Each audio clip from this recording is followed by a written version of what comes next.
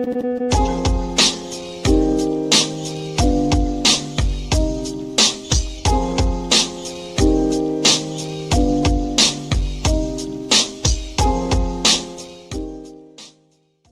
the sun-drenched harbours of southern Europe, a curious spectacle unfolds. A flotilla of entitled rodents, puffed up with a profound sense of their own importance, have taken it upon themselves to blockade the pathway. They stand resolutely, refusing to yield even an inch, their small eyes gleaming with indignation. The security mammals conclude that a firmer lesson is required. With great ease and measured precision, the mammals move in.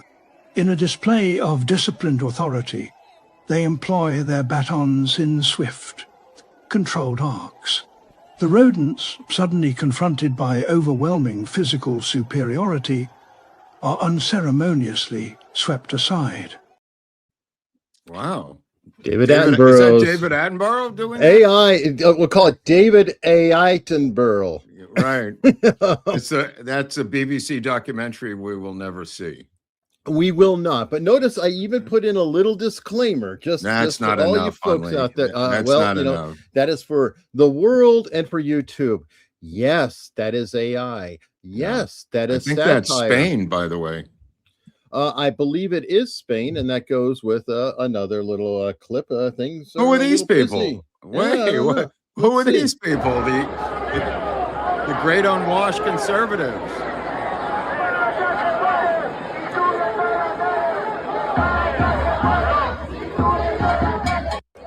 Now, I want to point out, folks, that is a crowd. You know, when they say, say like a Tom Massey event, that wasn't really a crowd. That right there, that's what you call a crowd. These people are not happy with the current prime minister.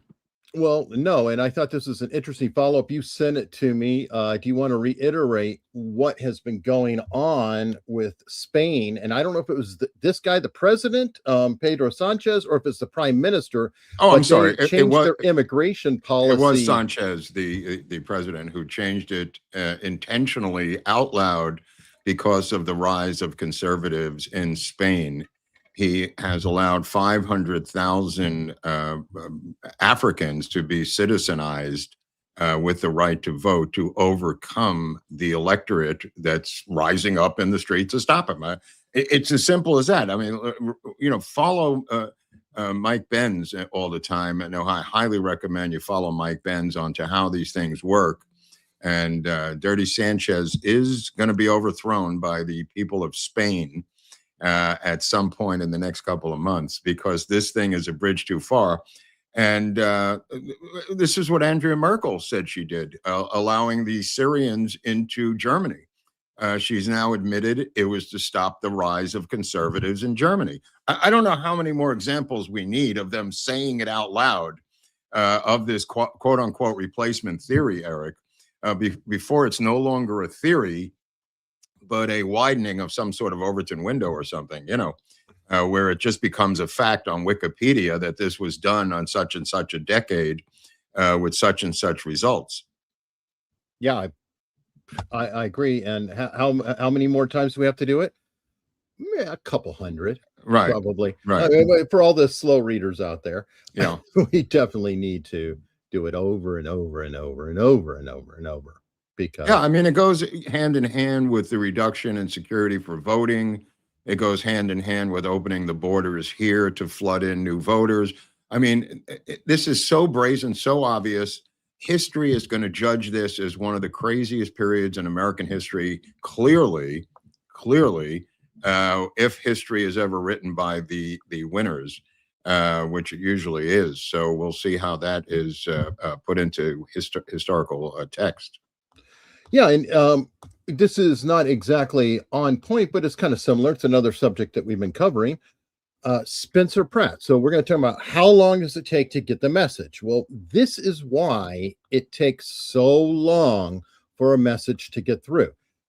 This lady, a guy is talking to her on the street. She has her opinions about Pratt, and he keeps talking to her. And it's a very interesting transition.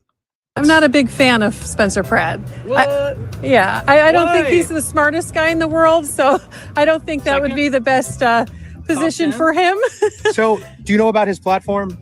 I don't really know. I just know that he's married to Heidi and all of that, but he sort of got his start on reality TV and was the villain. But Do you know why he decided to run, though? I don't actually. So his Oh house my burned God. down on the Palisades wildfire, and LA had a very slow response. So a lot of people lost everything. Okay. So he ran so that he could help clean up the wildfire preparedness as well Right. as the response time. Well, that's respectable. I wasn't aware of that. Have you heard of Skid Row? Yeah. Did you know that some of those people are drug users and they're testing their drugs on the dogs to make sure that it's no. safe for them before they do it? No. Spencer Pratt wants to put an end to that. One of his campaign taglines is vote Spencer to save the dogs.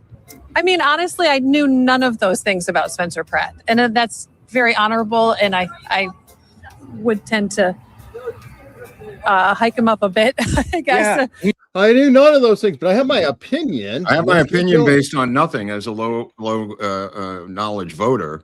But she called him the low IQ guy. Remember that? He's not that bright. He's a reality TV guy. But With the political science degree from USC, but he is the low IQ guy running for office. You're not allowed to run for office if you have a political science bachelor of arts from USC. In fact, that's an impediment in these particular modern times. You know, actually knowing political science as he does, that apparently is a downer. yeah, and it continues. he's trying I mean, to address go problems ahead. that Karen Bass has ignored, Okay. and he's trying to come in and fix those specific issues. Yeah. I So- mean, Does that improve your, idea or concept of? 100%, because I would have thought somebody like him would be more for clout or just to get his name and just for No. more of a famous type reason. But This is opposite of those- clout. yeah, no, absolutely. So I would probably sway towards those issues and voting for him. Wow. I think we just a little red pill going on here. Wow, that was great. This is Adam Francisco. If Okay. people want to go check him out, a lot of people in the chat have recognized him as well. Definitely consider following him. But I love seeing that kind of a transition. He very calmly just talked to her, and you could just, that's cognitive dissonance in Yeah. action. And she is more open-minded than many people. But you could see. Oh, it. absolutely. I mean, the fact that he is now being painted as MAGA, he was being interviewed yesterday and he said, I'm not anything. He said, I'm not political. I'm running as an independent. I've never uttered a word about MAGA. All I care about is common sense. I'm for the common sense party of fixing things, potholes, fixing roads, fixing the wildfire preparedness, saving these dogs from these druggies on Skid Row, getting homeless off the streets.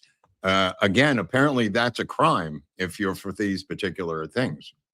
Which is just despicable and frustrating that that nobody is paying attention. But here's somebody that probably they should talk to about it. I guess Drew Carey needs Adam to go visit him with a microphone, because Drew has some very strong feelings. He took to Thread. You already know, if it says that he took to Threads or Blue Sky, that's the same thing as a right winger, hardcore, somebody who hates the Jews going to Gab to complain. Well, it's sort of he like the pointed left out wing. last night, Spencer Pratt, that these three celebrities who have attacked him out of the blue have all recently been exposed in the Epstein files. He said, what are the odds of three random celebrities being exposed in the Epstein files, Eric, coming after him, other than blackmail and getting a phone call saying, you're going to do what we tell you, bitch, to Drew Carey and Chelsea Handler, and the third person, I forget. He pointed out that all three are in the Epstein files now. And the one with Drew Carey, which I read last night from Ghislaine Maxwell, says, she's trying to help someone get to a mega porn site who wrote to her. She said, I'm going to have to get back to you. I'm just about to go out to dinner with Drew Carey. Yeah. Oh, no, dude, check it out. Check it out. It's on X. Check it out. All right. Well, I don't want to only say, okay, I don't want to only say that it could be, Epstein related blackmail. No. There's other options too. Like Nithya apparently is spending $50,000 on Politiclip Oh yeah. in order to get influencers. Yeah. To her credit, her campaign came out saying, this is not a secret. All of our paid posts have a legal disclaimer on them and get reported to the city. The vast majority of our social engagement is organic. We're using paid campaigns to reach audiences that don't usually pay much attention to local politics. Again, Okay, let me just indicate that this was after Pratt caught her. This is after the cat was out of the bag, when Spencer Pratt revealed the above storyline there. She said this afterwards, Eric. Okay. I'm just saying. I'm not There's shocked. a timeline to these events, and this was after the cat was out of the bag. Well, fair enough. And maybe our potential Spencer Pratt voter, she couldn't quite say, I'm going to vote for him, but maybe she'll just stay home. And that's fine too. It's okay too. Like I said, June 2nd is the primary, but if he finishes in the top two with her being Karen Bass and himself, it's a war the whole summer. It's just on. People I don't think the media has really gotten their arms around what this summer of love is going to be like, because it's going to be July, August, September, October, nonstop, the two of them going at each other, which I'm more overjoyed to be part of. I am too, because there's some quality material coming out. But we're talking, it's become a genre. It's a genre. Pratt ads are a whole new genre, in my opinion. Now, couples therapy only works if you're both honest with each other. And I feel like you're holding back a little. Is there anything you're lying to each other about? Anything at all? No, nothing comes to mind. No, nothing, really. Fine, there is one thing. I'm voting for Spencer Pratt. Sorry, I just can't take 4 more years of Karen Bass. Hell, I can't take 4 more seconds of Karen Bass. The homelessness, the needles, the crime. I'm sorry, honey. You're sorry? Don't be. I'm voting for Spencer Pratt too. What? I thought you were all vote blue no matter who. No kings. Riding for Biden. I thought so too. Riding for Biden. But it gets to a point when there are more needles at the park than people. Or when you go to CVS and the allergy medicine is locked up and the deodorant is locked up and the freaking shampoo is locked up. Or when family doesn't want to visit anymore because the streets are covered in shit and they got mugged last time. It's terrible. Seems like we've made a breakthrough. Any other secrets? Nope. None. How about you? Who are you voting for? I don't think it's appropriate for me to share.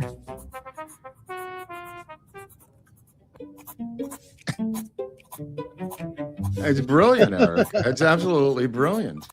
Yeah, it is, and it's everybody's doing it in different directions and different ways. Not all of them are elegant. That is an elegant one. There's another one out there that there's one for everybody. Yeah, this one is definitely for the younger crowd, and a lot of people might remember this. I guess it was a meme going around or a viral moment that's being adopted here. It's not my fault the Palisades burned down. Hello? It's not my fault. Yo. Oh, this is great. Nothing, P. Just watching the debate highlights, drinking some liberal tears. Phew, none. Just watching the debate highlights, thinking of how I can help Los Angeles, drinking some liberal tears. True. It's Spencer Pratt's fault. What's that?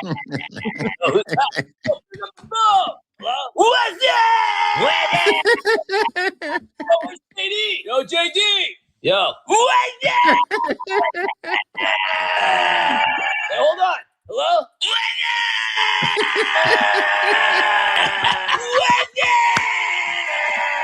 It's Spencer Pratt's fault that his house burned down. Los Angeles is the safest and cleanest place on earth because of me. So what's up, P? None. Just watching Karen Bass make excuses why my house burned down. Sipping on liberal tears. Wondering why LA still looks like a damn war zone full of poop and needles. True. All the homes are gone because of climate change. That's the best part. When the fires are out, Here's 700 bucks. All right, everybody, check out the United spot. That is Oh my where God, that just came genius. from. Absolutely genius.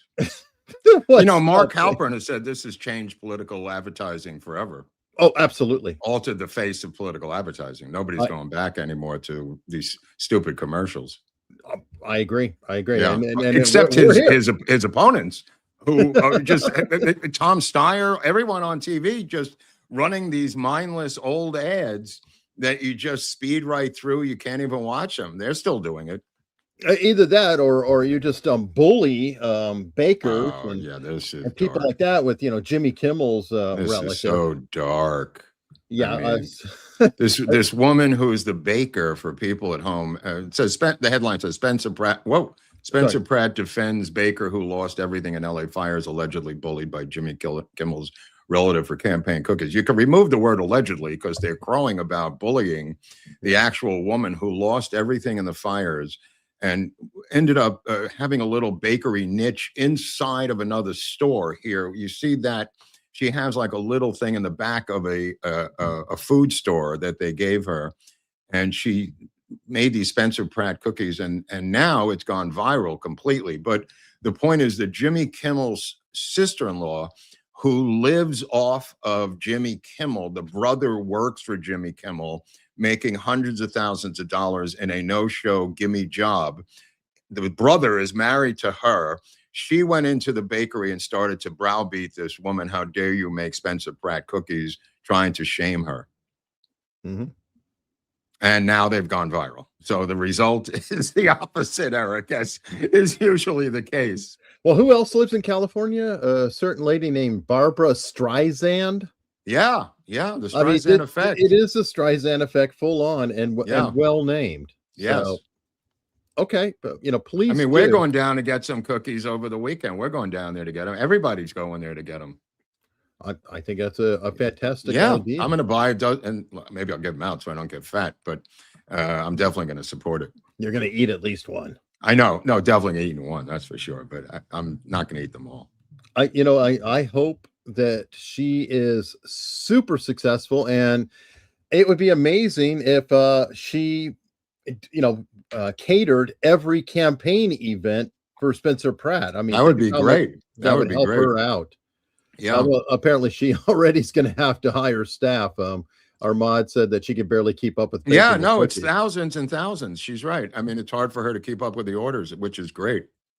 That is perfect. Well, it is awesome to support her, and I have good news, Mark. What? We have, again, somebody who's supporting us. What? And I definitely want to share it with everybody because it is a hell of a sponsor. And again, I'm so proud to have them. It is Surfshark. So if you tune in for just a moment. Hey there. Before we go any further, Mark and I want to quickly thank today's sponsor, Surfshark.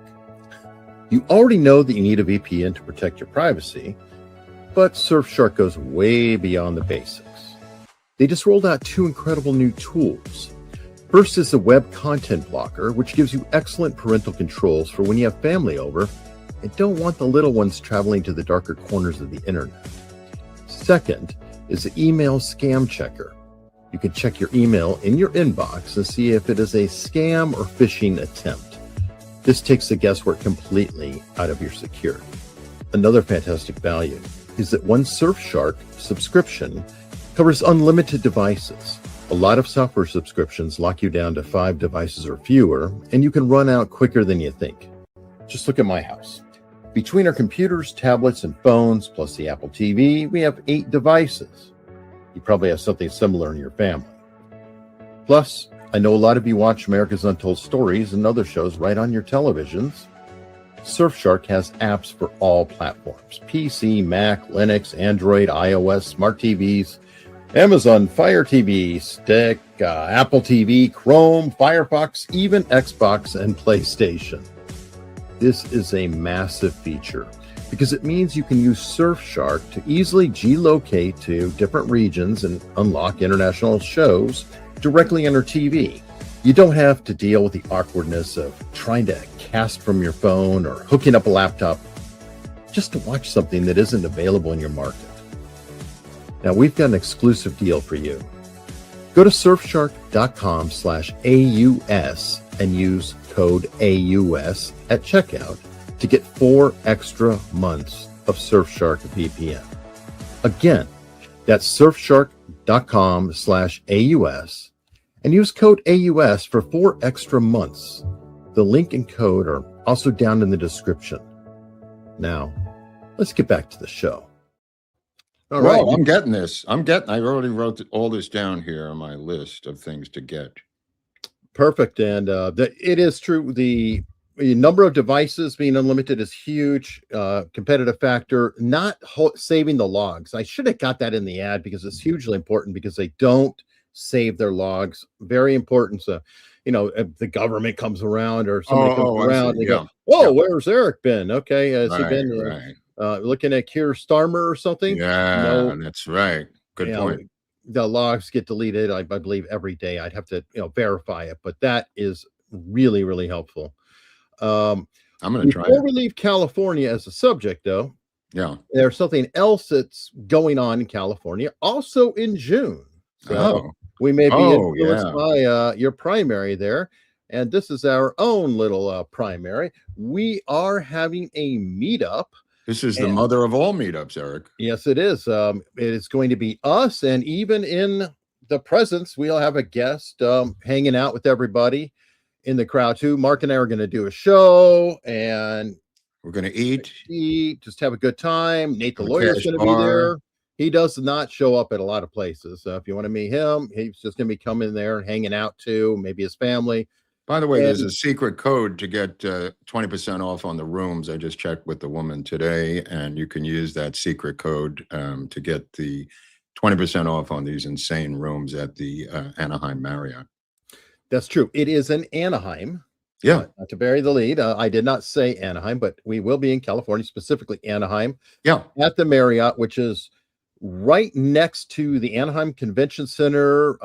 Walt Disney's right there. A bunch of stuff is Dodgers there. are playing the Padres that weekend, and unfortunately, I won't be able to go because I'm going to be doing this stupid thing with you people. Dear God, you're killing me. Sacrifice. I could go on Friday and Sunday. Look, Mark is sacrificing for you. Sacrificing the Dodger Padres. I'm flying across the country. He's skipping the game. Let's talk I'm about skipping it. the Saturday night game for you guys. Oh people. my goodness! But we're going to break down into small groups. We're going to discuss the issues of the day. You're going to have plenty of FaceTime. Bring all your questions, comments, everything else you want to bring with you. Your wives, your other loved ones, your wheelchairs, your walkers, your dreams, your hopes, your JFK questions, whatever it is. Bring them with you because bring some Watergate questions for God's sake. That's not that far. Nixon Library is not that far away. Oh yeah, the Nixon Library is right there. Okay, we could celebrate Richard Nixon. Why not? Why not? Why not? We've got Trump doing the madman and everything else. I taught him the madman, Eric. I was the one who taught Donald Trump about the madman. I don't get enough credit for this. I know Henry got credit for a lot of things. I had to split that Nobel Prize with that little Jew. I wasn't happy about that. But Trump just listened to me, and he knows how to be a good madman. And yes, he does. Yes, he does. Now, Anaheim meetup. Obviously, we are going to get to meet a lot of you and meet people. Probably some local supporters, things like that. And I wanted to pull up something here from locals. Locals. Yeah. It is actually related to cameras in the classroom. Really? And one of our locals members, S. Smith Perry, wanted to share the story, and I had seen it as well. So I found a better copy of the story, and it's about cameras in the classroom. Oh, one of my peccadillos. Yeah. And this is called the DIY version of cameras in the classroom, and here's a clip. Right on. Louisville, Kentucky, put a hidden camera in her son's hair and sent him to school. Had concerns that he was being mistreated, and what she captured infuriated her. Here's how one administrator at the school addressed her 10-year-old son, who is autistic and nonverbal. Get off me now, boy. This is why they don't want it. Yeah, this is why they fight to the death. Play with you no more.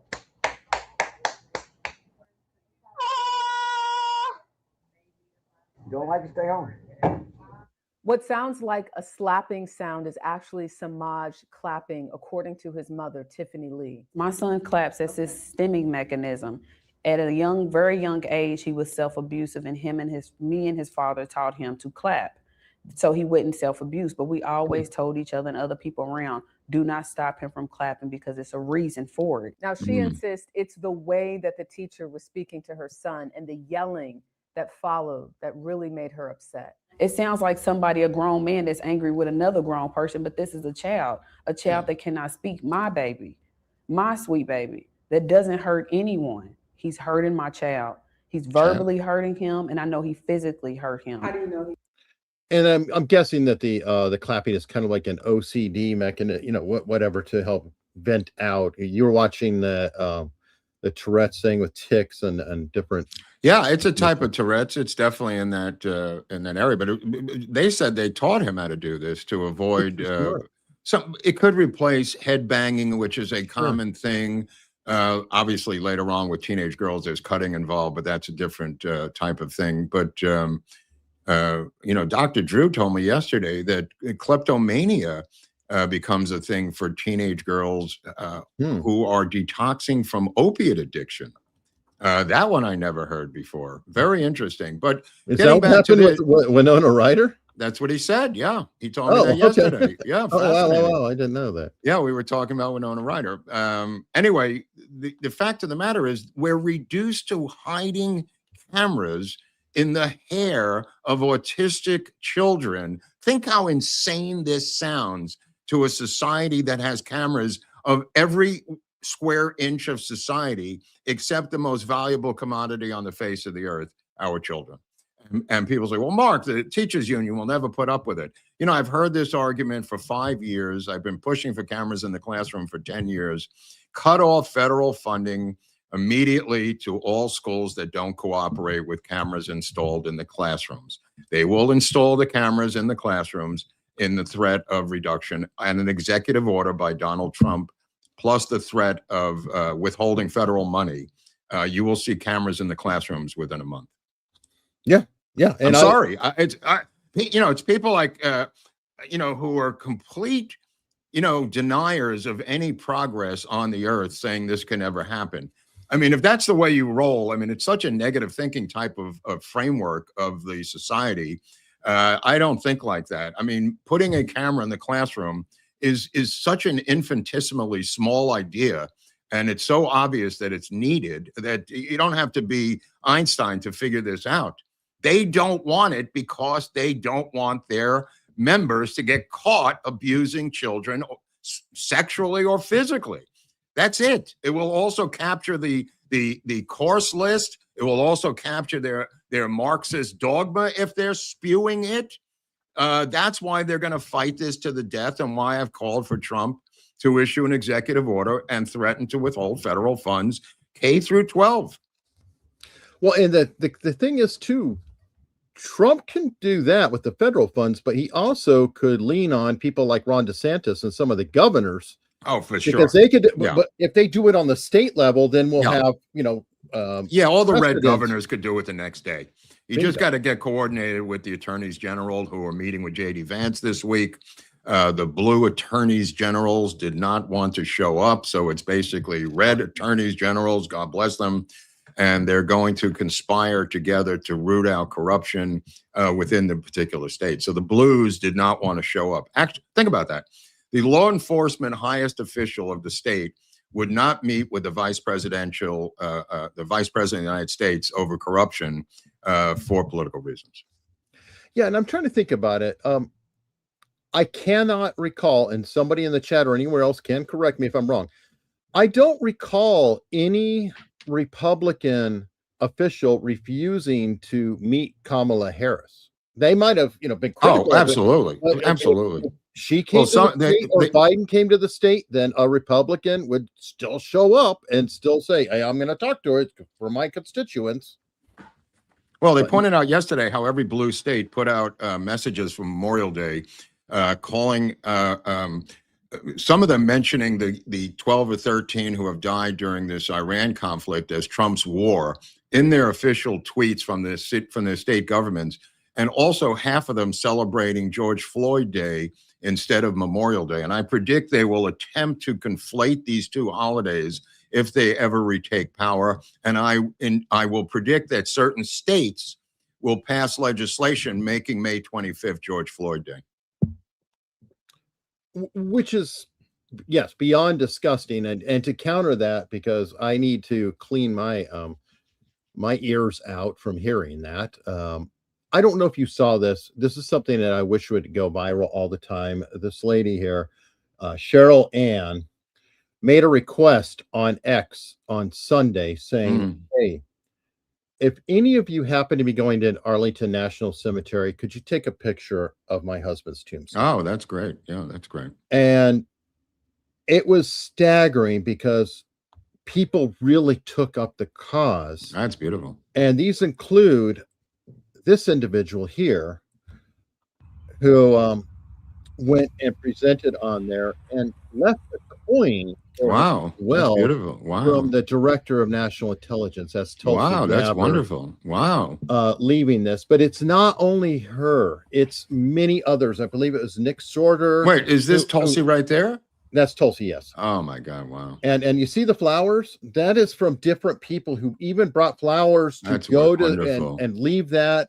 I think Nick Sorter is one of them, on X. I'm not sure if you follow him. He's a really good journalist out there. Did you see the tweet by Kamala Harris yesterday? Enjoy your barbecue this weekend, this long weekend. That's all she wrote about Memorial Day. I swear to God. It's astounding that the Vice President of the United States would simply write, enjoy your barbecue for the long weekend without mentioning what the F the holiday's about. I mean, they're so tone deaf. It's breathtaking. It's to be expected, but like I said, that's why I want to, I really want to spotlight this because it's important. It's beautiful. Yeah. And here's all these people, they're going to the grave, all these responses. And this is her husband. And it just goes on and on. Well, a lot of people go to Pepperdine. In Pepperdine, they have like this sea of flags on the front of the university every Memorial Day, thousands of flags, American flags, small ones. And people go from all the way around Southern California to go to Pepperdine in Malibu to see the flags. Which is, wonderful. It's quite spectacular. And we need more of that. We Yeah. need so much more of that. And it's amazing to check that. And that may be one of Tulsi Gabbard's last acts. Yeah. That's a good way to leave. She'll be back. She's young. She's like 40, mid-40s. She's not done politically. No, I don't think so. No, I think she's going to deal with her husband. I mean, the people who said this is a hoax, I mean, really, I hope you have a higher power. I really do hope you have a God. Yeah. Here's a perfect Babylon Bee headline while we're talking about people who probably weren't cheering Memorial Day, or they faked it. Was it? People are offering $1 million. Please don't endorse us. That's really funny. That's really funny. Well, they had a whole segment this morning on Josh Shapiro. Apparently, Mark Halperin believes that Shapiro's like a shoo-in to become president of the United States, that he's so highly Clintonian that who could possibly think lowly of Josh Shapiro, who is seeking the Democratic nomination for president as a guy with the name Shapiro, a guy who supports the state of Israel, a guy who's actually Jewish, and a guy who's a Democrat. And apparently this is not insurmountable, according to Mark Halperin. Well, it's the same way that he also insists that Gavin Newsom will not run. I swear. But every co-host, and he's been through multiple because this is a new set. They're all like, yeah, it's Gavin Newsom. Yeah, no, he's number one with the bullet. Sorry, there's nobody else near him. Oh no, he's not going to run because he cares about his family. He keeps talking about Mayor Pete. Why does he care about his family? Who in God's name? Yeah. Oh, and Mayor Pete, who can't get a single black vote. It's ridiculous. In this country. I mean, I think he just wants to have multiple candidates so he can have a conversation news-wise. But I don't think that's going to happen in this day and age, bro. I think the sooner they put the crown on the head of Gavin Newsom, the sooner they can begin to go to battle. That's true. And I mean, the last thing they want is a fucking primary. He didn't even have one vote for Kamala Harris in a primary last year. The Biden primary ended with them pulling the plug on all the other candidates when he won South Carolina. I mean, what is Even he talking Buttigieg did get actual delegates. Well, I think he was the only one who did. Yeah, yeah. No, Bernie did too, I believe. Bernie did too. But I'm saying when Harris was handpicked, there were calls for a primary to occur, and they said, "Go fuck yourself. We're not having a primary." Yeah. Well, Clyburn just decided for everybody. It's like, Yeah. oh, yeah, North Carolina. All is decided. Well, I think it's South Carolina, but I'm sorry. You're right. You're right. Sorry. Which makes it even more ironic because South Carolina is a red state. Last time I checked, that's the third place where people are moving now. The third most popular place is South Carolina. I read this article yesterday, massive article talking about Florida being filled up, Texas being filled up, and how everyone's going. I mean, the people who are going from Tennessee too, but no, number 3 with a bullet is South Carolina, through the roof apparently of people relocating there. Who are refugees of blue states fleeing in Conestoga wagons like the grapes of wrath. To be fair, it's a actual red state. Yeah. We've got Virginia that's kind of closing its doors to brain power. You got Maryland, right? It's like if you go up the whole East Coast, north of it, it's all people don't want to take a chance of moving and then having the state flip.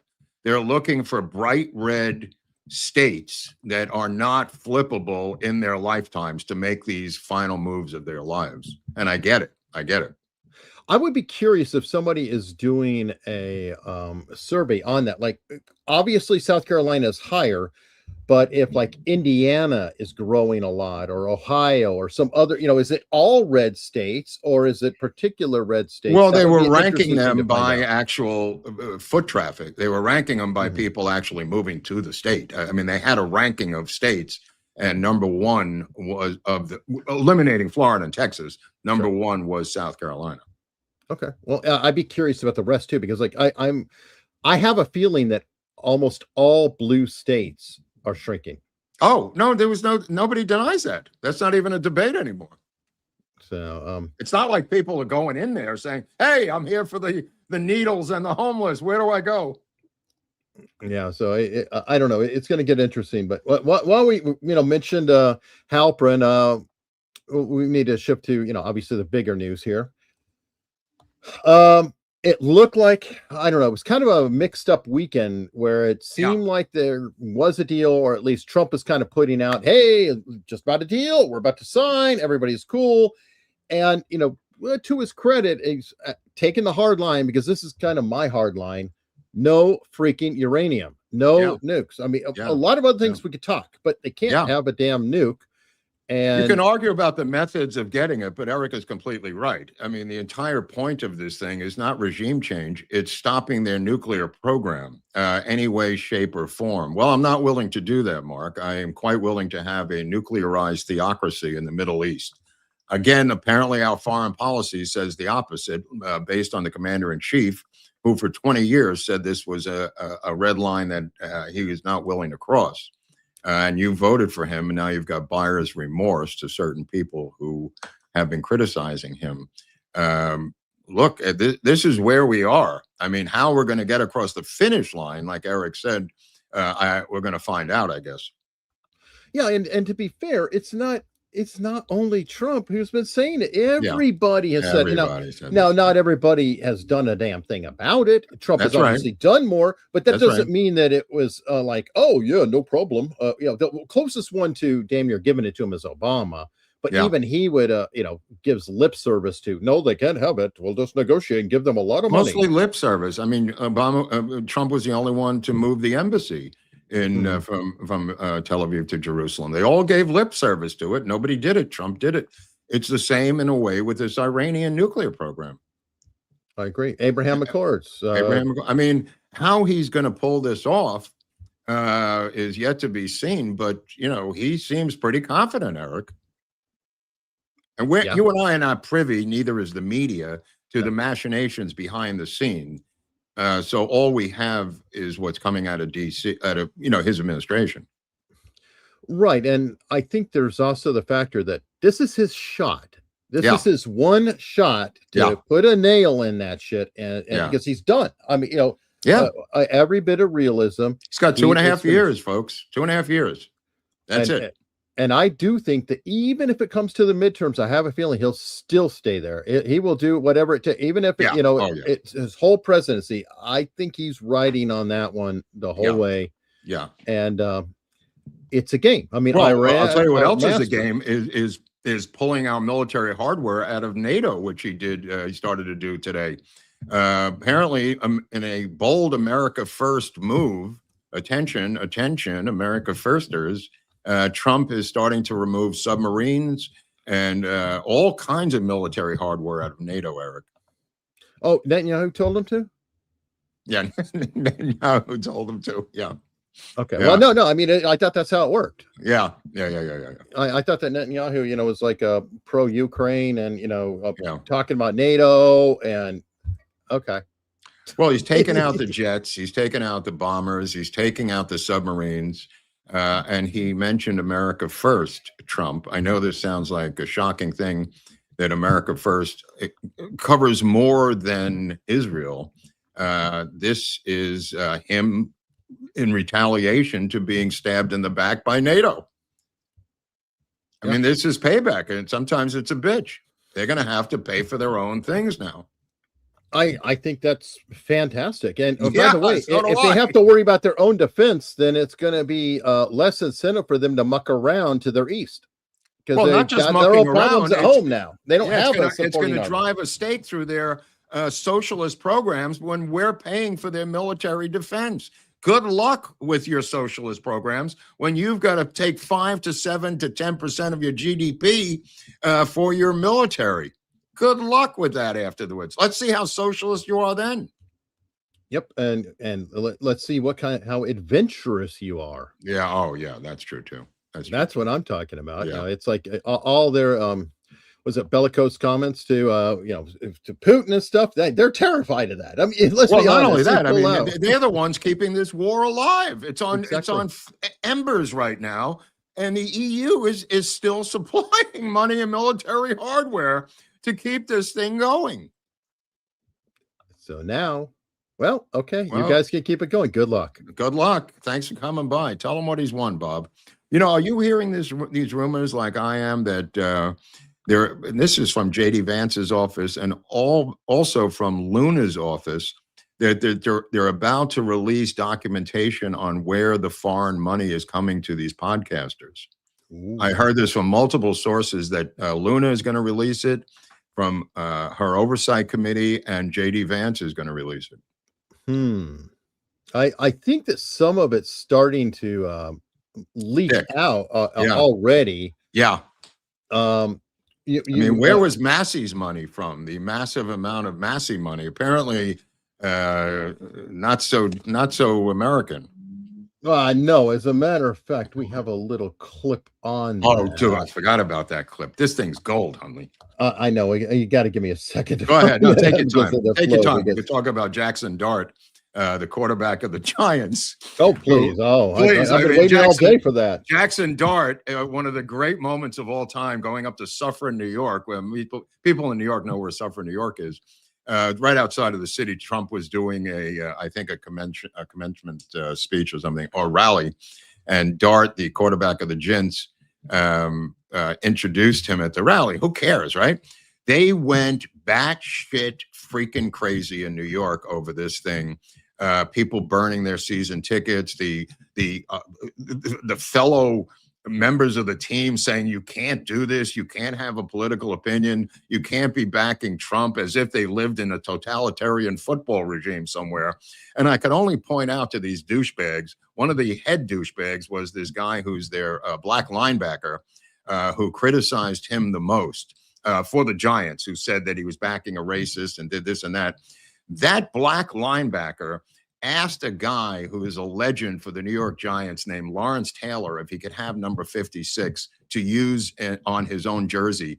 Lawrence Taylor told him to go fuck himself. Lawrence Taylor went on the stump for Donald Trump as an ex-New York Giant, campaigning as a Democrat for Trump. And he is the most famous New York Giant in Giants history. You can ask LT, forget about the kid who's the quarterback.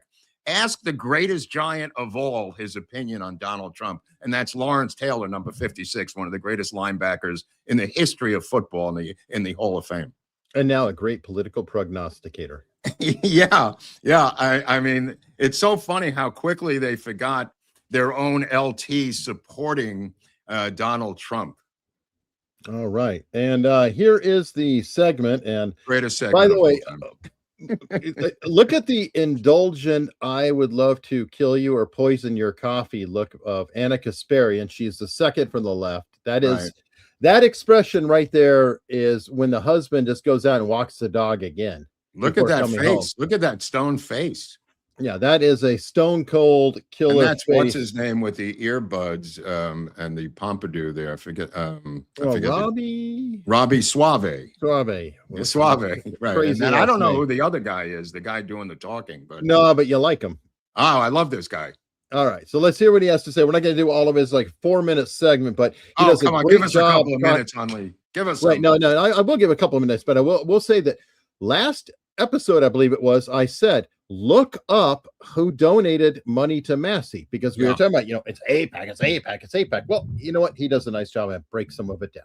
It's interesting that you talk about Zionist billionaires, because actually Jeff Yass funded Thomas Massey's campaign as well. I find it interesting that you don't talk about NIAC, the National Iranian American Council. I find it interesting you don't talk about the Council on American Islamic Relations. I find it interesting you don't talk about the Jordanian Muslims, the Marouk family, who also funded him. You don't talk about the Iranian Joe Keeney, who I hope I'm pronouncing his name correctly. I find it interesting that you're talking about how AIPAC has this ability to simply fund elections. Just watch her expression and just tell me what she's thinking. Is it a dagger or a axe? I don't know. She's not happy. No, she's not. With any money they want, yet Maureen Galindo, who said that American Zionists need to be put in internment camps, actually won her election yesterday. Chris Rabb, who said that the Bondi Beach massacre, which killed 10 Jews by an Islamist, including a 9-year-old girl, Matilda, he said it was a false flag. He won his election yesterday. So if AIPAC is, buying any election they want, how come they didn't buy those elections? Why did they allow those candidates to win? So again, if you want to focus on money, then sure, Thomas Massey also raised $15 million from Islamist groups, from far left Democrats. He went on your show repeatedly. But look, Kamala Harris raised $1 billion. He did not go on our show repeatedly. Excuse me. He went on your show the day before the election. All right. You can't just lie. Oh my God! He came on your show the day before the election. Technical issues and had to drop off. I am making the point that even if you have money in politics, she has technical issues. Is going to be dropping, or he had okay, right. This is funny. I'm willing to bet $100 that he has been on the Young Turks at least twice, right? Which would be multiple times, right? That's repeatedly. He repeated the visit. Yeah. But this is all she's got. She wants to interrupt his flow. So she just jumped on the word repeatedly, but go on.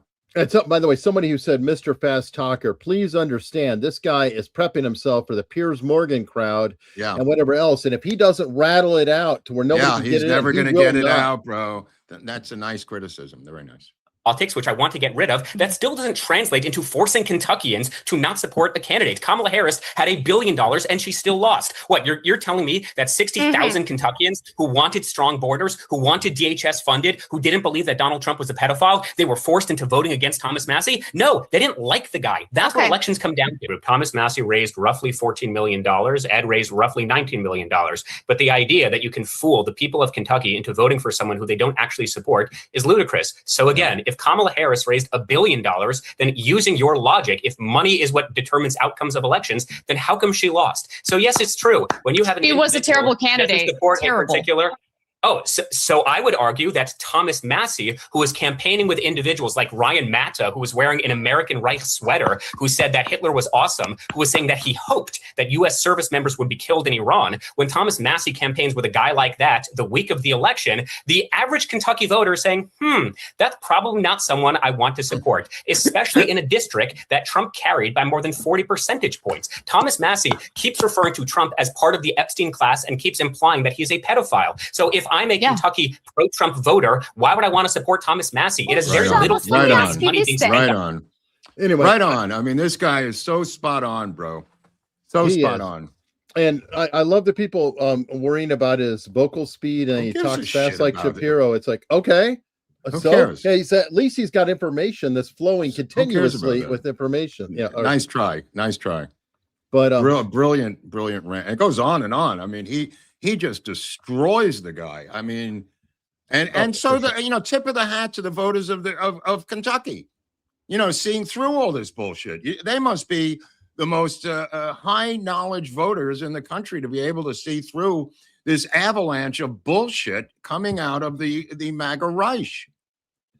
I mean, tip of the hat to the Kentucky voters, whatever that congressional district is, 12 or whatever the number is. Yeah, I don't remember, but it is. Yes, Nate, I agree. Nate, the lawyer, is here. What's he got? And it got slapped hard. Wow. Yeah, I mean, that was harsh on her own show. She wasn't even a visiting player. I don't think that was hers. I okay. think that was some other network. Suave show or the other girl's show? I think it's saying Counterpoint. So I want to say it might be tied in with Crystal Bell, or no, that's Breaking Points. I can't keep up with all these. Yeah. I think it's a lefty show. Okay. But either way. That was fun. I think so. And he brought up valid points. And I do think it's amusing, too, that she said he was a terrible candidate. I'm like, who? Gallerin? The winner? Yeah, the winner was a terrible. He somehow got a little better by the win, in my opinion. Well, when people explain this guy with 5, 6, 7 tours of duty, Navy SEAL, Christian farmer, seventh generation Kentucky. I mean, this is the guy who should be representing the great people of the state of Kentucky. Not some douchebag who attacks the president of his own party every other day. Yeah, I totally agree. Now, wow. I saw this headline earlier, and I haven't seen any update on this, but it's about Trump and a sudden Camp David summit going today. Oh, weird. Okay. So I don't know everything. I have a feeling more is going to happen, though. It's saying, Trump's Camp David summit thrown into chaos by, quote, rain as cabinet scrambles for crisis talks with chilling Iran decision looming. A lot of work in that headline. Yeah, they really manipulate those words around. And the rain is doing. It's raining. It's raining. God. We can't have a summit. Too. It's rain. I just think that is crazy. So I don't know. There he hasn't been to a Camp David in a year. Maybe he just wants to check out, see if the cable's still on. Maybe they're all going to play cards. I don't know. Well, he did blow some ships out of the water because they were laying undersea mines. So that was not a good thing to do. And again, I believe this is just me, but I believe he needs to remind them of what physical military force is every other day. I would just bomb them twice a week and say, look, while you're negotiating with yourselves, I am forced to bomb you 2 or 3 times a week to remind you who your daddy is. I'm sorry, but you could take as long as you want. Take as long as you want. Look at the fine print on our bill of particulars that we sent you to Tehran. But in the meantime, I am forced to bomb you 3 times a week. Is that okay? Is that too bizarre? Yeah, I totally agree. I mean, Eric, come on. I mean, it's better to give them 2 months of no bombing so they can repair the damage that was done and drag their heels. They only understand brute force. Give them some brute force twice a week, for Christ's sakes. They'll be happy to have the brute force, these maniacs. Yeah. I'm not sad, but true. Yep. Somebody's saying it's been canceled. It's at the White House now. Okay. Oh, okay. Because of rain. Yeah, all right. It's not like they don't have the facilities. Right. Why do they have to go to Camp David? I feel like that's speaking just of the historical. White House, how about the additional assassination attempt by this black kid yesterday, with all of the reporters ducking for cover, some faster than others, on live remotes from the White House? I mean, they must have riddled this guy with 20 bullets because they forgot to riddle the guy at the Washington Hilton last month. Yeah. Somebody. This is the best. The Chinese chick is the best. that President Trump has said a deal is close, only for the two sides to remain far apart.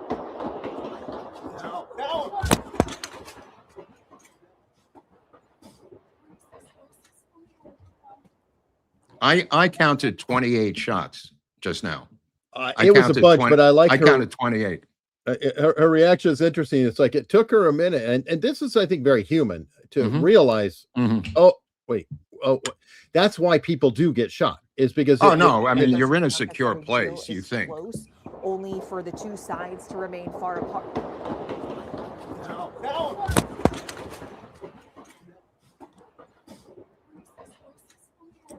I think even if you're not in a secure place, just like any place that's unusual, it takes a second to register that. Oh shit! And then finally, but if technically they were. Well, would you put this on the attempted assassination list? I mean, well, or would just blow it off as a slow news day. He's trying to get in there. I don't. It's becoming so damn common. I mean, I mentioned my friend, Ken Silva, who has the Trump assassination plots, book, and what a bum. He's gonna have to put out an epilogue. Oh, he's gonna have, because he finally gave up. He was like, okay, I got to get the book out.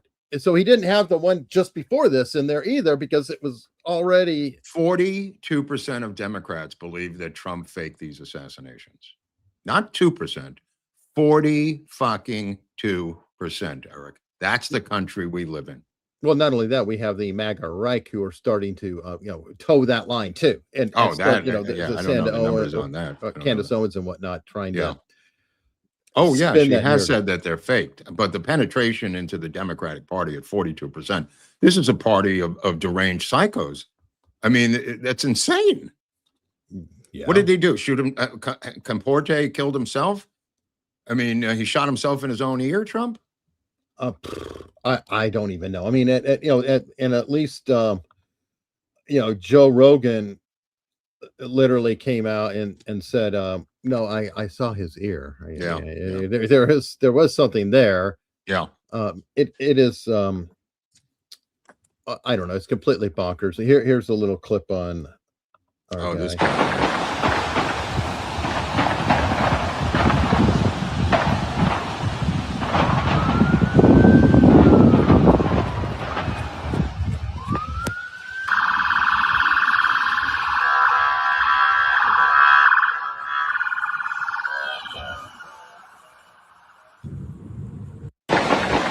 My favorite line. They immediately came out and said he had mental problems, and I'm going like, who gives a shit if he's got mental problems? So does 42% of the Democratic Party have mental problems who think Trump faked his own assassinations? What do I care if he thinks he's Jesus? Can I point out the wonderful hypocrisy of that, or double standard? Because how many times have we seen the mass shootings and God forbid the school shootings, which are the worst, and people on the right have been saying, look, it's not the guns. Right. There's a mental health crisis here. Right. There's mental, and they're going, no, it's guns. He could get a gun. But here, this guy. Oh, it's always mental health when it's on the other side. It's mental health. I could pull 30 articles for you where it's mental health when it's done on the other side. Yeah. It's always mental health. Now, that being said, speaking of mental health, with a lot of the money from the lawsuits for detransitioning now, they've opened up a hospital in Dallas just for detransitioning from trans. Nice. Yeah. Nice. And from the lawsuits, Eric, from some of the malpractice money. I know, but they need it though. I mean, can you just imagine the true nightmare that these detransitioners are going through, that they will never be right again? They can't go back again because they've done too much. Like, girls that they've changed their body, and you could try to implant and do different things, but you're sterile quite often. You can't have children, and I know it's almost an old saw that you're not allowed to get a tattoo under 18, but it's true. And at least a tattoo can be removed after some painful surgeries. Ask Pete Davidson. But I think that they're going to need a lot of help for the rest of their lives. And they have an excuse on the trans side that, oh, we have to allow them all to get surgery because they like to self-delete if they don't get their way. Well, the truth is, many of those who do get their way find out on the other side, oh, shit, that wasn't the problem. Yeah. And they're in even worse shape. And I can't go into that because of YouTube standards, but I think people understand. But anyway, they that clip right there, that was Nick Sorter who put it out, and he was saying the White House shooter has been identified as 21-year-old Nasire Best, quote unquote, which is a misleading last name, had previously attempted to infiltrate the White House multiple times. Yeah. U.S. Secret Service. Yep. He's now at the coroner's office in a bag. Yeah, Good no, one. but I'm saying, who cares? Who, for them, from the left, they don't care. They just want the job done. You know, they're going to continue to accelerate their dog whistles, which are not even dog whistles anymore. They're megaphones. Forget about dog whistles. They're literally saying, go get this guy. If you're crippled, if you're mentally ill, if you're on crack, they don't care who does it. You think anybody would have cared who killed Hitler? You know, if somebody had gotten in, well, he had mental problems, he killed Hitler. Who would care? Well, that's why they called Trump Hitler. Yeah, It's just that. I mean, it is strategy, stochastic terrorism. Yeah. But and that's what I love, though, is the term stochastic terrorism comes from the left, and they accuse the right for doing it. They accuse the right for dog whistling. They accuse the right, and it's all confession through projection every time. I just want to give a shout out to the late, great Sonny Rollins, who passed away at 95 yesterday up in Woodstock, New York, where I used to live. Sonny Rollins is one of the great tenor sax players of all time. If anybody follows that genre, learned from Charlie Parker and played with Philly Joe Jones and a bunch of other greats, passed away at 95. But when I went to Bard College, we learned that Sonny Rollins lived up the road. Woodstock's not so far from Bard College, by the way. It's across the river, very close. He must have moved from Germantown. We learned as kids at college that he lived in this little house up the road in Germantown, and we decided to go visit him. That was a mistake, because we had heard that he was very cantankerous, Eric, and we summoned up the courage. I think there were 4 of us who were jazz fans, and we walked up the road with long hair and everything else. It was like 1974, and we knocked on his door. He couldn't have been harsher if he tried, telling us to get the fuck away from his house. And I just want to give a shout out to the late, great Sonny Rollins, who passed away yesterday at the age of 95. Rest in peace, Sonny. Rest in peace. All right. So was his reaction to you stronger or not as strong as Ted Kennedy's reaction to you? Oh, well, Ted Kennedy's reaction was that we were making too much noise and he had a hangover while we were watching the Watergate hearings in his compound in Nantucket. But Rollins, we came as fans. We came to just meet the great one, and he did not want to be interrupted from whatever the hell he was doing in that little house. Well, so it was blowback of 2 different types. All right. Well, speaking of blowback, I don't know if you saw, I don't have it on hand, but the Russell Crowe encounter. Oh, I did see that. Yeah, he's another douche.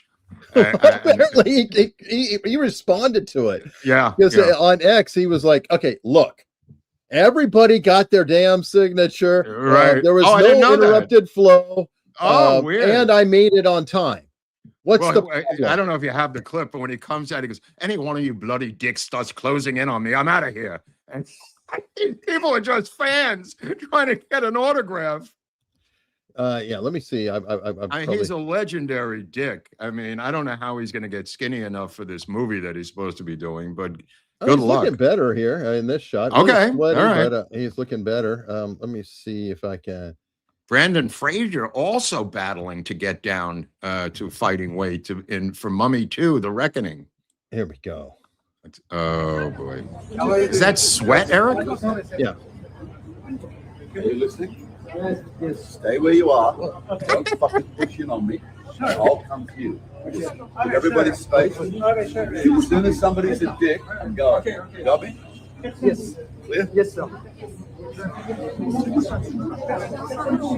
Oh, he is thinner. Yeah, I said he's losing. Yazid, no. Yana, you can picture. If you can add Maximus, maybe. Yazid, thanks. Can you add Maximus, please? What's that? Can you add Maximus? Maximus, please? No. You can picture. I mean, it's not. He's a little abrupt, but Yeah. I mean, all these people sell this stuff anyway. I mean, it's like you think people are going to stand outside, grown adults, to get this, autograph of this guy? This is like could sell it on eBay. You know, he was making a movie, The Nice Guys, with my friend Shane Black, the director, and he said to Shane at the beginning before the movie started, "Is this a drinking movie or a non-drinking movie?" And Shane quickly said, "Non-drinking movie." And he says, "All right, mate." And he goes through the whole movie, not drinking, with The Nice Guys, with Ryan Gosling. If anybody's seen it, it's a pretty good movie. And then we're having a party after the movie was done at Shane's house. And he has tables in the backyard, tables all over the place. He sits at a little table, got an entire handle of vodka, half gallon, and sat there drinking the entire night. That's my last memory of Russell Crowe. All right. Well, this is his response to it, by the way. I did find his exact quote. Clickbait. Everybody got their autograph and selfie. The passage to the hotel was kept free for guests, and I still got to the airport on time. One man, no security, handled. What's your problem? I'll tell you my problem.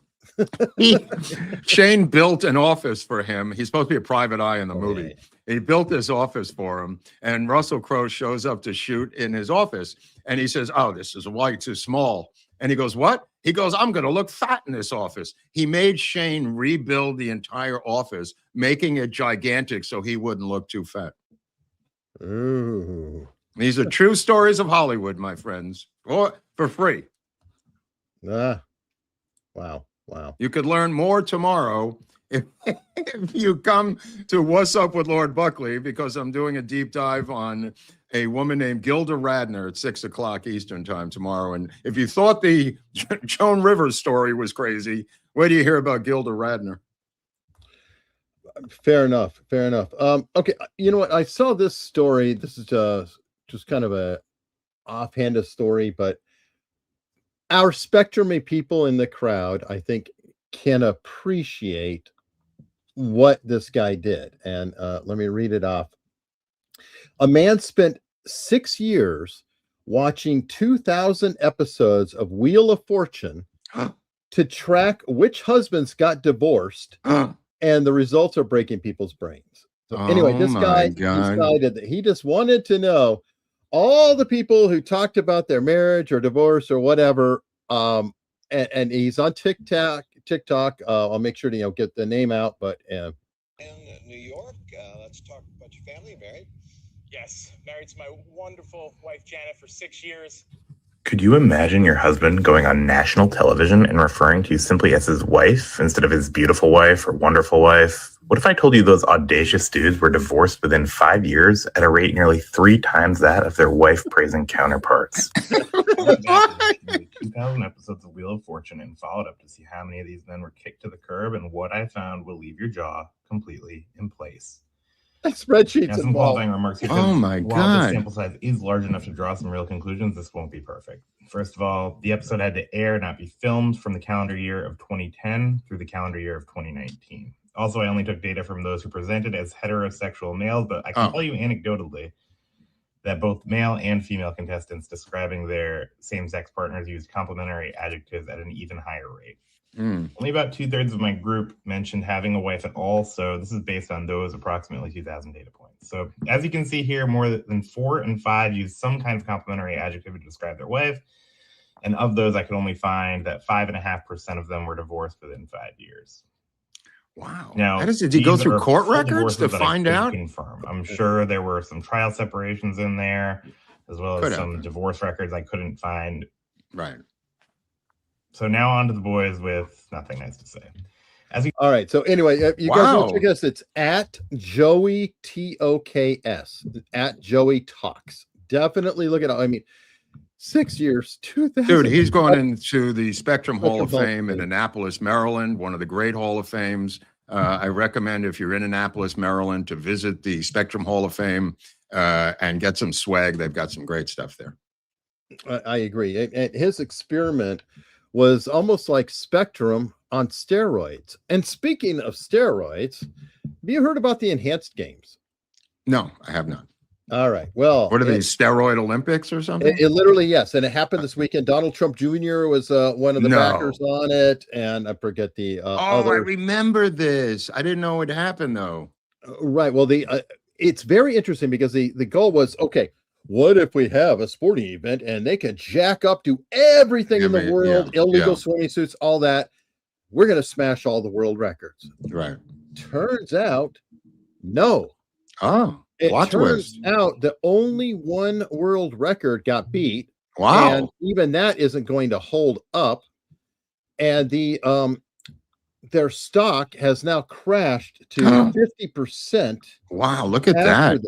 It is. Look at this jacked up dude. I mean, he Dude, better there be are hitting- sports fans in baseball and football who have been calling for this for years, not in Olympics, but letting anybody do whatever they want and forget about it. It's almost like the libertarian legalized drug crowd in organized sports.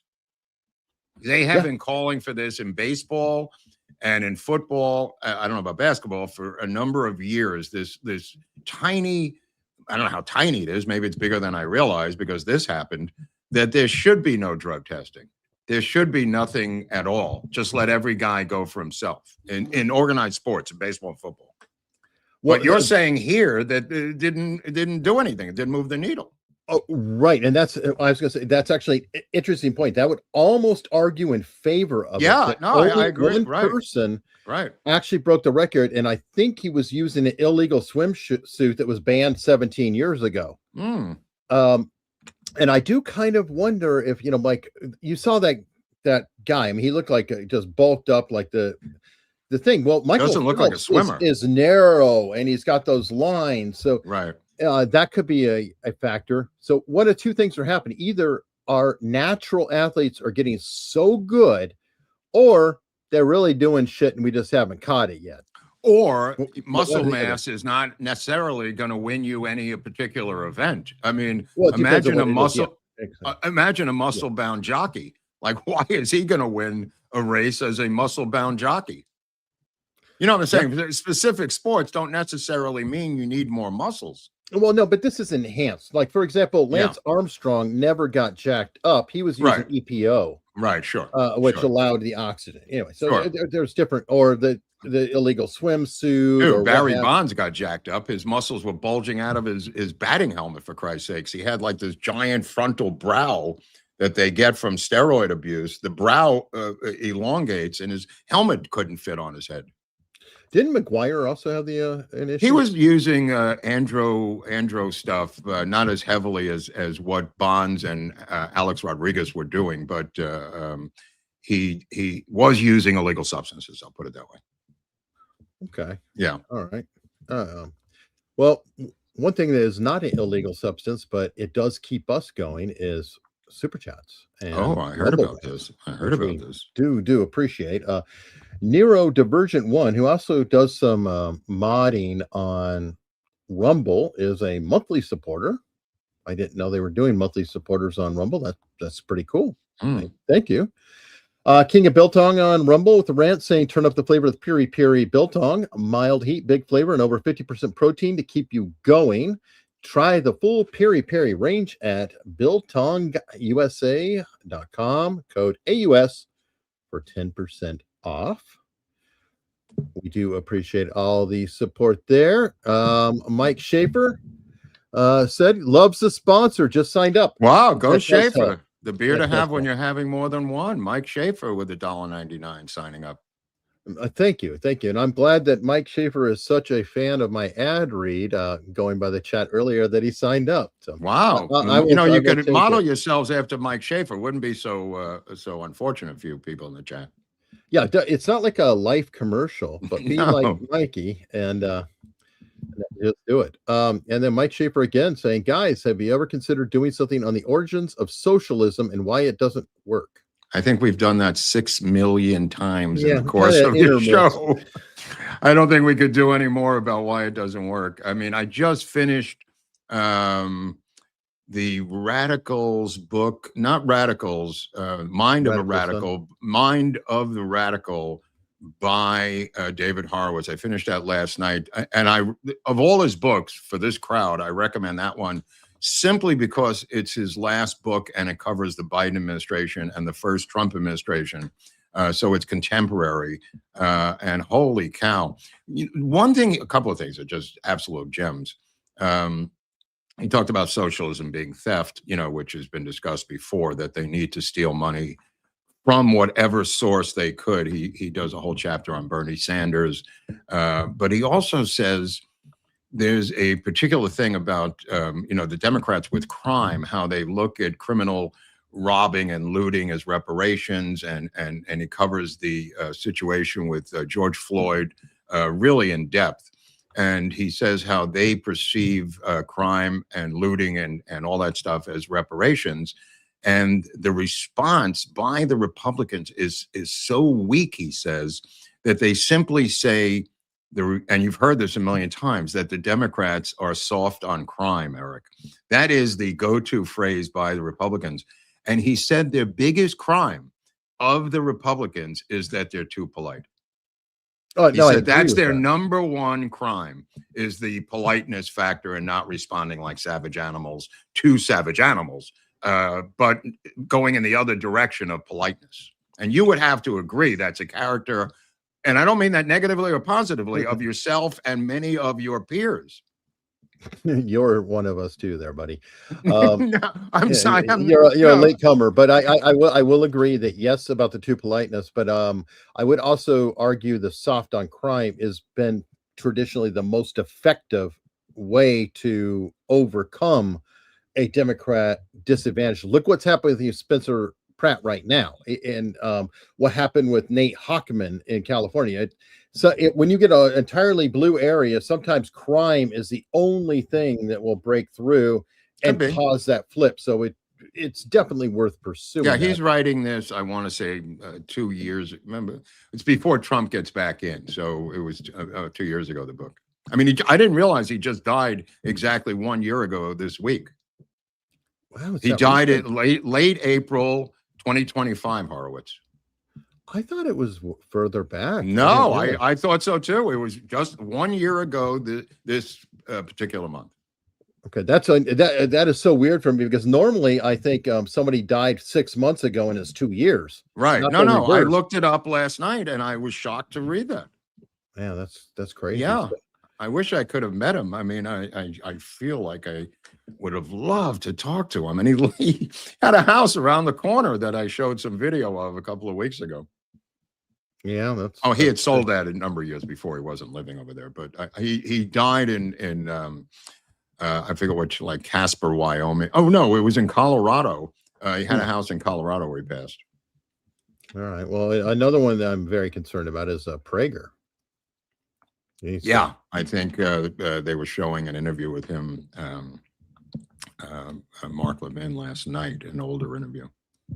Yeah, he's starting to appear more, but it seems to be a quadriplegic now. Wow. Really horrible. All right. On a happy note, though, back to happiness. Okay. Atheist miracle.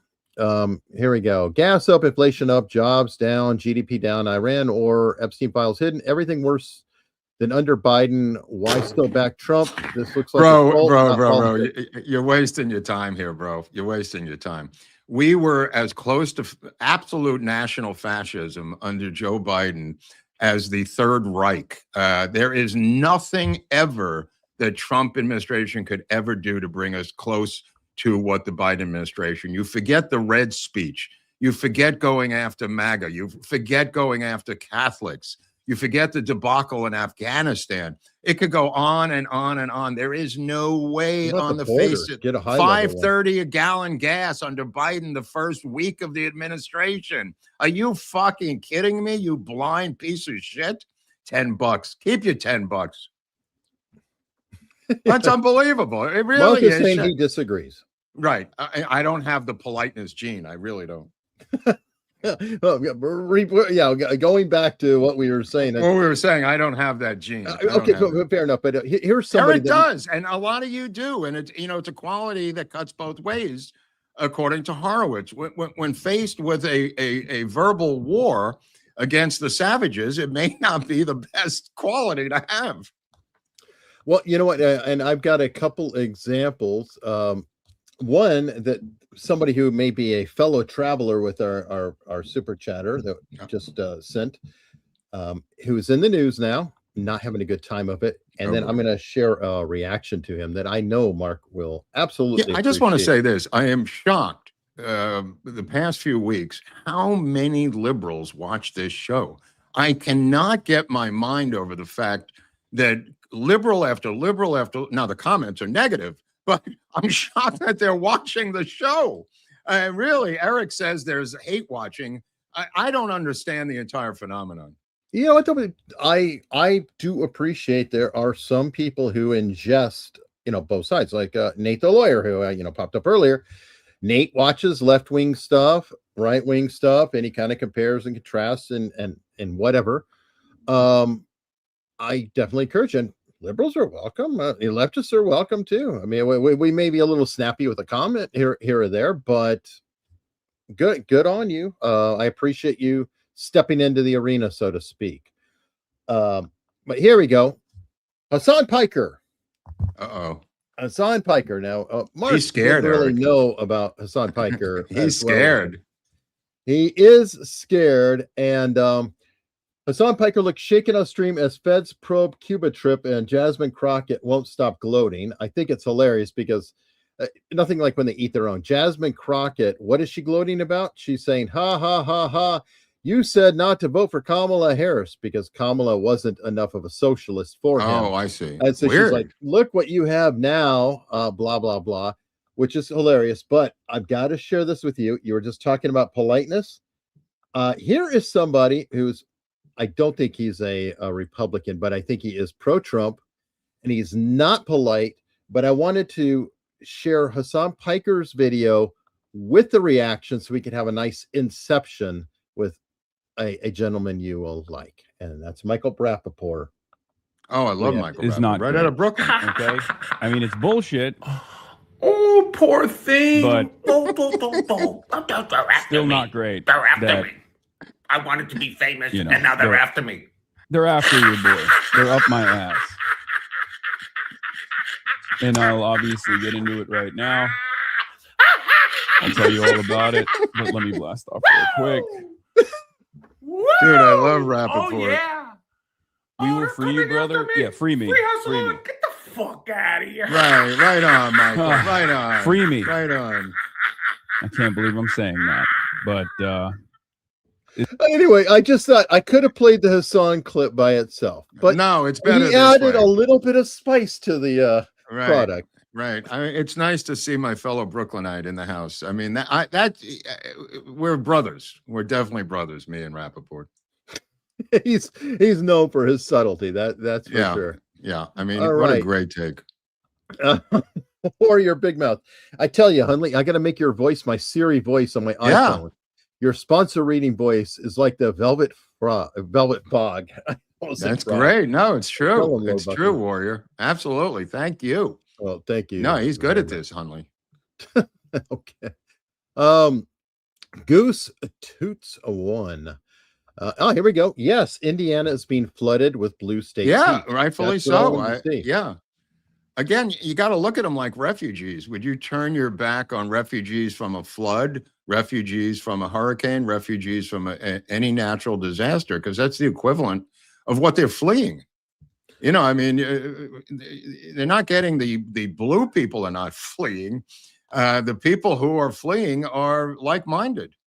I agree, but part of why I'm so interested, and I specifically mentioned Indiana and Ohio and stuff, is a lot of people go, well, of course, because Florida has good weather and it's warm, or South Carolina is mild weather, Texas mild weather. So what about Indiana? What about Ohio? What about northern states that are kind of cold? If they're also growing, then that adds even more credence to it's a political thing too, not just the weather. So that was kind of my thought pattern. Oh, I on didn't even that think and of the why I was weather. curious. I thought it was political from day one. I think they're going to go initially where the weather is, but then I think after that, they're going to close the gate to Florida because it's going to be filled to the brim, and people are going to have to go someplace else. Well, and then Texas, you already see signs of that because not all of Texas is doing great. Okay, Austin is San Francisco of the South, if you will. They have areas that are literally in Texas trying to create Sharia law. There are, conclaves that look a lot like Dearborn in Texas. So it's not perfect. It's not perfect. And then Tennessee, a lot of Tennessee, Memphis, a lot of the Nashville area. What is perfect is the defeat of Cornine today by a guy named Paxton, who got endorsed by Trump, who's now 39-0. I am saying that the polls will close at 7:00 Texas time, but I believe the Kalshi Poly Market had Paxton as a 95% certainty to defeat this rhino piece of shit, Cornine, and drive him out of the electoral politics of the great state of Texas. Tip of the hat to Trump for endorsing Paxton. Tip of the hat to Paxton, and don't let the door hit you in the ass, Cornine. Yeah, and everybody, all you senators and rhinos, go ahead and sulk in your Yeah, you're next. You're next, bro. And I think he's 39-0 in Republican primaries. Trump. Unheard of. Yeah, it's insane. It's nobody has had that kind of. No. It's off the charts. It's off the charts. The idea that Trump could not primary Massey by the MAGA Reich, who just kept laughing that Trump was going to primary Massey and that Massey was going to lose, shows you how out of fucking touch they are to political reality. It really is shocking how stupid they are about modern day politics. Yeah, and they keep going on. They keep going on. Down. And now Massey was seemingly a harder case because Trump did go after him in the past and failed. That did happen, like in 2020 or thereabouts. But you know what? They keep going. That's why I like that Babylon Bee headline. I thought that was funny because it's like over and over and over and over. And now, Mark, expecting different results. It's the definition of an insanity.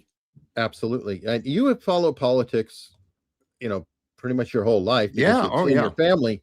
Yeah. Have you ever seen anybody with an endorsement pattern like Donald Trump? No, it's off the charts. It's absolutely deranged. It's absolutely. Now, in a Democratic Republican fight, it's a different story. But controlling your own party is key, like LBJ learned, to at least getting your dogs in a row for whatever you want to do internally, politically. There are still outliers, guys who impeached him, guys like Thune, guys who would just believe that they're immune to this. They are not immune. He is waiting for their term to end.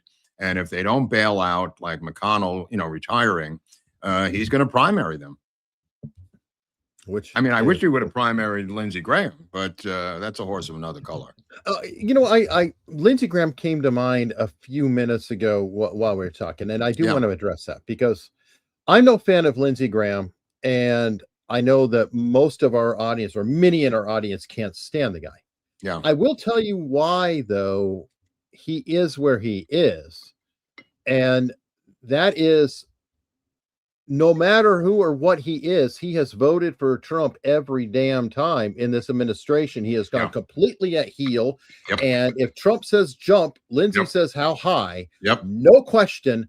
So again, I don't like that's the guy. all he wants. I don't like his history, I don't like him either. I don't there like is no Thune. reason to kick him out when he does everything that Trump wants him to do. No, I agree. I mean, that's the litmus test, Eric.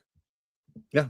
And you're going to have some people you may not like, but if they follow, and Trump did endorse. That's why that speech by Vance about Massey was so intelligent and so smart. But I got to give a credit where credit is due with JD Vance's speech on that.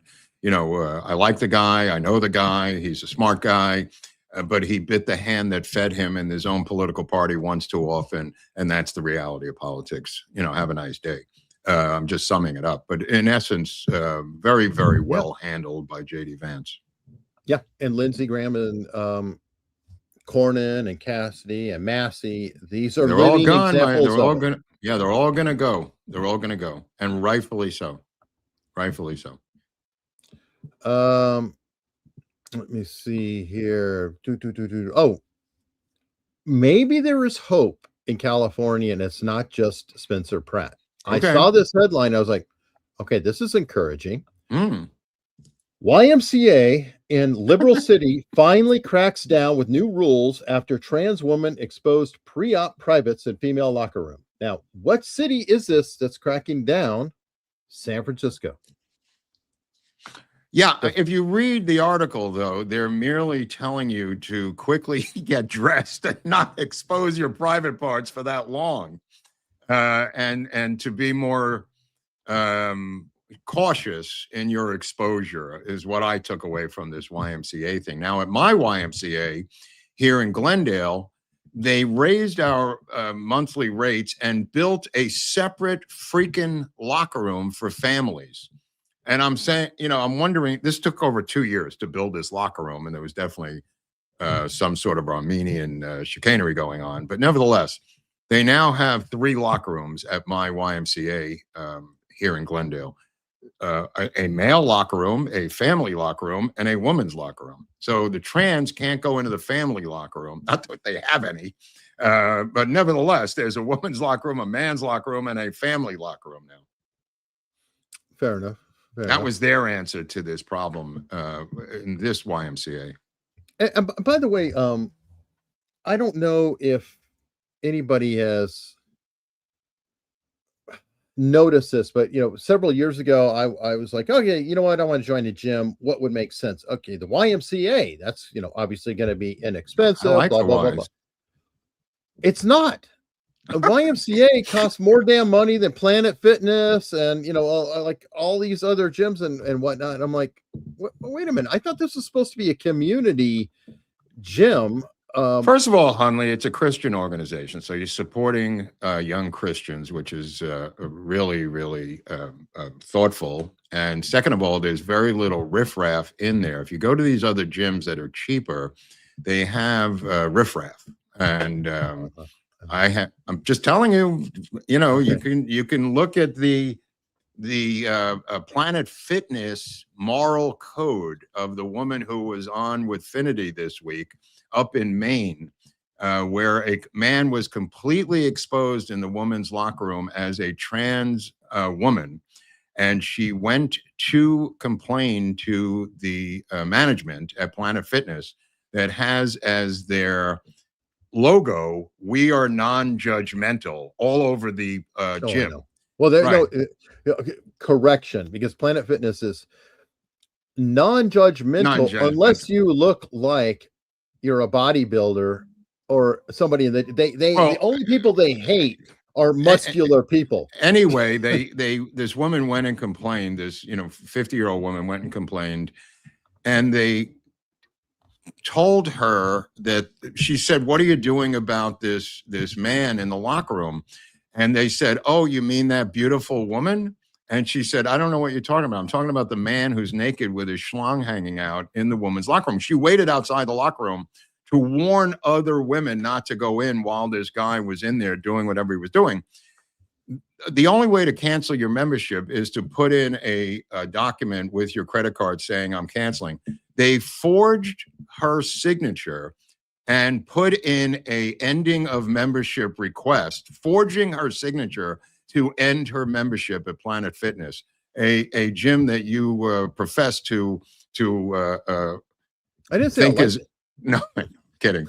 I mean, so the alternatives, what I'm saying is the alternatives are quite draconian as to what's out there. My YMCA is $46 a month, but I have an Olympic-sized swimming pool, a steam room, and a sauna, and no trans people and no tattoo, people who are with purple hair or anything else in there because they're afraid of the Christian logo outside that says YMCA. So I pay a little extra for that tone. Well, can I make a suggestion? If they actually said, "What do you mean that beautiful woman in there?" I would say, then I want to set up a kissing booth, and you're the first person in line. Yeah, yeah. Well, she was on with Finity this week, so it came to mind, and it was Planet Fitness up in Maine that she experienced this trans issue. And yes, people are in the chat. I am not a fan of Planet Fitness. And Eric Planet loves Fitness, Planet Fitness. He said, you know what? I love their business model. Their business model is absolutely brilliant because they managed to turn members into sponsors. So essentially, they get people in there at a really cheap rate and make it almost impossible to cancel. That people have to go. No, in you're right. Like Mark said, and then you get shamed, and it's like, oh yeah, my fat ass has to go in the gym and cancel. But it's also because of their cheap price where the sexual predators go. I need to point that out because of the economics of Planet Fitness. All of these incidents all around the country have occurred in Planet Fitness because it's like $10 a month. Yeah. It's a double-edged sword, Eric. Yeah. Well, like I said, they have a good model because most people don't go in. They just it's an auto deduction on the credit card, and they're too ashamed to cancel it. I've got a gym membership. Yeah, so do I. Okay. But do you use it? No. All right. Speaking of problems and trouble, I thought you might find this amusing. This is a pop culture segment here. Pop culture segment.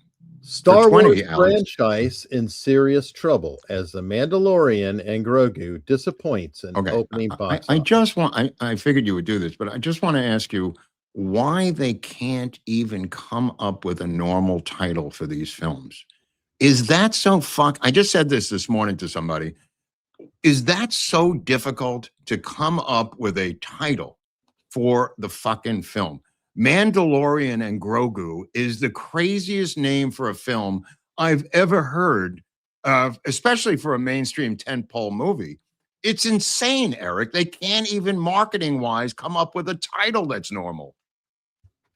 Well, I think that's, in my opinion, because I think that Star Wars has been garbage for.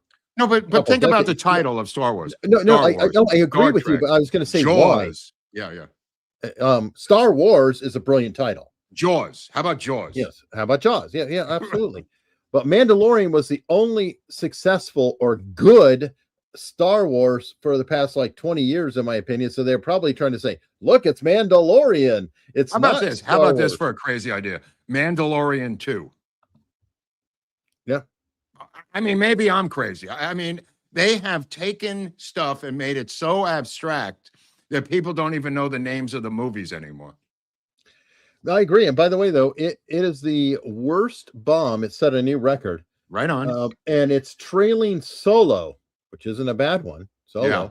Yeah. On Solo. By 30 million. So Solo was the flop that they've been talking about for a while now. This one is 30 million under it. They have not reached their lowest point yet because all of the people who did this got paid up front. All of those laughing, smiling people, they all got money up front, including this fat fuck, Jon Favreau, who can't direct anything anymore because he's too fat. But he's a hit or miss. I mean, Iron Man was a really good movie. Long time ago. No, and the original Mandalorian was also very good. He's like J.J. Abrams. Abrams sometimes is good, and then he's sometimes not. So all I'm saying is they're paid up front. So whatever happens after they get paid is doesn't involve them. This is true, but well, here's a movie with a perfectly good name. It's also looking really, really bad though, and that's Supergirl.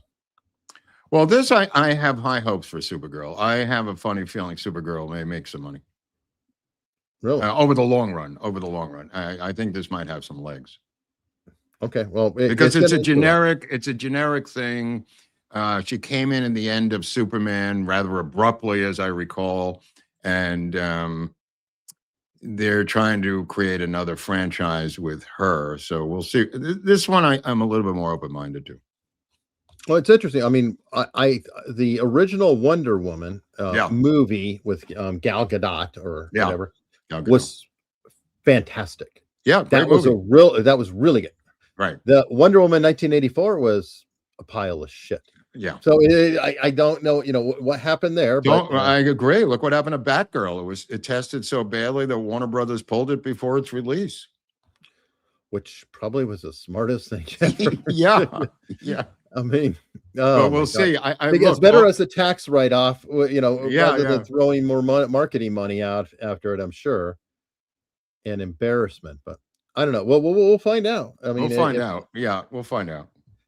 I'm thinking that maybe the genre, maybe it's tired. Maybe it's time to move on a little bit. Well, you do have to give it a rest for a couple of years. You can't just keep cranking out stuff. You run out of stuff. I mean, yeah, it's like Westerns. Westerns like completely died off, and then Unforgiven, and then they were kind of off again. And then, there's been a modern run of the neo-Western or whatever. And yeah, I said a year ago, what if I was doing stuff, I would be working on a heist picture, and I think that's what Hollywood needs is a lot of heist pictures now. Well, heist pictures are great too because they can be politically not cumbersome because who cares? It's whatever. And there are a number of heist pictures, of course, as I predicted, coming out. Yeah, we need more diehards. You consider that a heist picture? I mean, I'm talking about jewelry heists, a diamond the whole point heist. Of Die Hard was to get the safe open so they could steal all the money. It's a heist. I know, but it kind of digresses into almost like a Towering Inferno kind of movie because it's the building itself becomes the center of the movie as opposed to the actual plot of the crime. Ocean's 11, I think, was a heist movie. No? Oh yeah, yeah. The Michael Mann movie with De Niro and Heat. There's a Heat 2 coming out. Yeah. That's the Heat 2 is going to be very interesting. I mean, everybody's in Heat 2. It's just crazy. Yeah, well, we'll see how that goes. All right, Pew Pew said $10 toward the cookie fund. Now this guy I like. This guy. He sends his $10 from Norway. Mm-hmm. And it goes towards the cookie fund. And if it's $10 and the kroner is 100, it makes me think that it must be lined up very well, like just a 10% variant. Yes, that's my Spectrum moment. So get over it, people. All right, Diffuse 56 Tractor Guy gifted 10 America's Untold Stories memberships, which we always deeply, deeply appreciate. Let's see, Wellesley. Here's my autism super chat. 10101010101010. Now they understand. What does that mean? It's got to actually say something. Just saying 10 over and over. What does that mean? It's saying 10, 10, 10, 10, 10, 10, 10. I don't reading binary that I don't know what that would actually translate to. One, it would be 8 digits to be anyway. I get the joke though. Pamela, happy Tuesday, guys. Well, happy Tuesday to you, Pamela. And we are going to be shifting over to locals. Yes, we are. And I wanted to share this because I talk about locals, from time to time or whatever. And I is saying that you can be a member for free and, check out the content. We put it out there. You can look at these shows. There's no ads. But if you do choose to support, you can interact more. You can comment. You can post yourself. You can get cash and prizes too. You get prizes. Let's not go crazy. No, but I mean, you get stuff to do. I mean, like the audio drama and everything else that you can't get. Absolutely, you get that in the books. But I wanted to point out, some of our locals members, and you could be posting as well. This is Kez the trucker from UK, who very frequently is posting just really beautiful pictures. Wow. Traveling around the UK. Wow, look at that. I thought this is a good example of what members of the community are doing. It's not just us. And I mean, some really gorgeous views that he's sharing from the. I mean, look at that. Wow, where is that? This is in the UK. He's in the Lake District. I'm not familiar, but I've always, I always love seeing That up, gee, Stonehenge. Was that Stonehenge? How those Or- rocks or get a there? hinge. I think it's just a hinge. They have multiples, not just stone. And look at that. What a Wow. dump, right? Anyway, so that's just an example. Obviously, we have a lot of political articles, things like that. Let me view it like a member, and you can see where we're posting. Oh Somebody yeah, I asked posted whether a to- lot of stuff the other day, articles that I thought were of interest to me, and Eric Yeah. does the same too. Yeah, and I mean, like right here, somebody posted this, and I didn't get to it as a story, but BOF 7431 posts quite a bit of good news stories in here too. Just in, a panel of leftist federal judges defy the Supreme Court, and they order Alabama to reinstate its rigged and racially gerrymandered congressional map. Temporarily. Well, it's just, I Yeah, mean, but I mean, what it's is going to that? be overturned by the United States Supreme Court. Oh, it's already been. It's preemptive. I know They're just that being they asses. have to keep doing it. They have Which- to keep doing it. It's astounding. It's It astounding. really is. It really is. We just made a ruling to free the slaves. Alabama has reinstated slavery. Again, we just made a ruling to free the slaves at SCOTUS. But yeah, we did it again. I'm sorry. We reinvented slavery. Exactly. It is. It's completely bonkers. But anyway, that is something from a member. Well, this is what it looks like, people, if you go over Yeah. there. So Eric is showing you the look of the website and the actual structure of it. Yeah, and here's a little bit of inception if you guys want to see that. There's even a chat that's going on right now. Right. You also could watch this stuff commercial free for you people who missed it live. Yeah, see? The website and the actual Oh. structure of it. Yeah, Wow. here's a little bit Wow. of inception. So you got that's us inside. But anyway, they're watching right now. This is going to continue right on. This will end here, and then they'll continue watching. We have 163 people who are watching right now. So it just gives you an idea what Locals is. I really should probably share more. Yeah, what get it on is, there, what bro. it looks like, and Get in there. Yeah, head on over. It's free. You can. Yeah, you can no, I member put as for many free. articles. I go like really crazy for like 1 or 2 days a week, putting up a lot of good articles. Exactly, and right on cue. Yeah, that's my autistic cat in the background. Here's a meme that from Oddball, literally in the comment of the comment. So here's Wow, this is inception. confusing. Yeah, the comment, when you comment, you actually can post pictures and memes and things like that in the comments too, versus on YouTube. So They don't care in this comment section here. They're talking about Debbie Gibson in this comment section. We're talking about this. They're talking about Debbie Gibson versus Tiffany. I see that. Yeah, Well, it doesn't matter about what we Britney say. Spears, It doesn't matter what we say. They're talking about their own subjects over here. Debbie Gibson is the subject of the minute over there in the comment section. Well, to be fair, I think there are people who come for the chat. Yeah, no, they don't even care. There's a show going on. Noise, and the Yeah. chat is, where it's They at. don't even care what we're talking about. They're there to talk about what they want to talk about. Exactly. And God bless. I'm happy to have them there. Thank you very much. But everybody, I hope you do consider that. Follow us over. If you don't, that's fine. We will be back for Freeform Friday. That's right. That's right, Mom. That's right. See you then. That's right.